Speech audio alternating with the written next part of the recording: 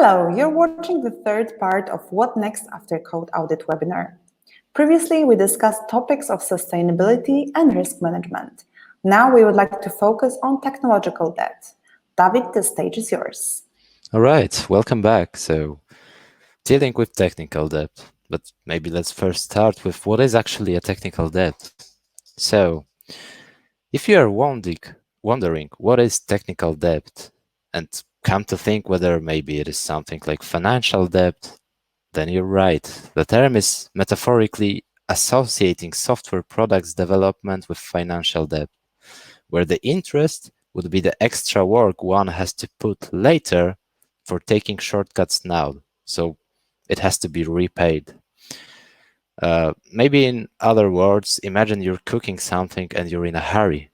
You'll get the job done, but you'll most probably leave a lot of mess. This mess is what you would call a technical debt.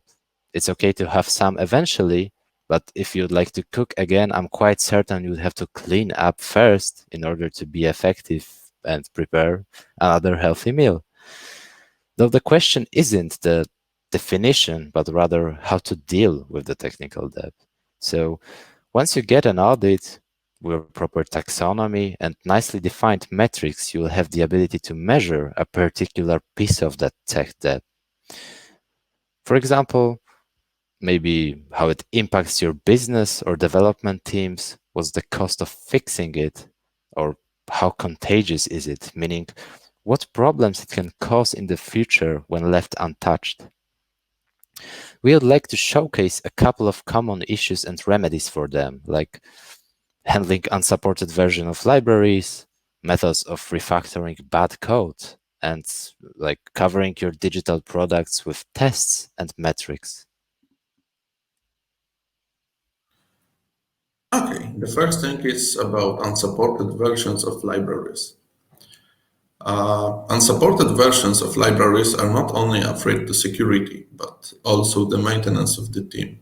Old libraries do not offer a chance for the development team to add new things. Newer libraries usually have new, better solutions ready, and old libraries require additional work to support them. Some time ago, I was working on an application. We developed something, and because of some new business requirements, we had to move to another application. We left the first application idle, and after around 6 months without maintaining the old application, we found out we need to spend some of the time because the libraries we used become so outdated that they says to be supported and block further development of the application. It did not work to build it at all.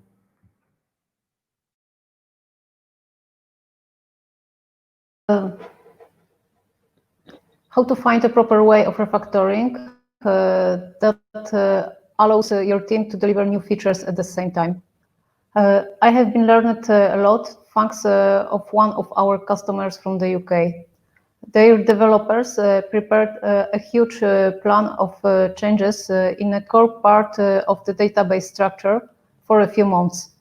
In the same time, when we were working on it, new features and bug fixes were added into the code base. After a time, it was impossible to merge that together. You should never assume you will be able to freeze an application. A smarter solution is to keep backward compatibility and release any changes in as short a period as possible. You need to consider which parts of your application have been changed the most and start from there, because code which has been modified frequently is more likely to require further modification. Refactoring, even of the worst code, will not add value to your project if you do not plan to alter it further. The primary reason for any refactoring is to speed up feature development. The best approach is to use a short feedback loop, which will help you to identify any problems as quickly as possible and allow you to reduce your costs. You can achieve this by deploying fully automated tests and monitoring tools, like, for example, New Relic or Datadog. Choosing appropriate metrics is also important. By tracking error rate and application performance, you will be sure that your latest changes haven't broken anything else.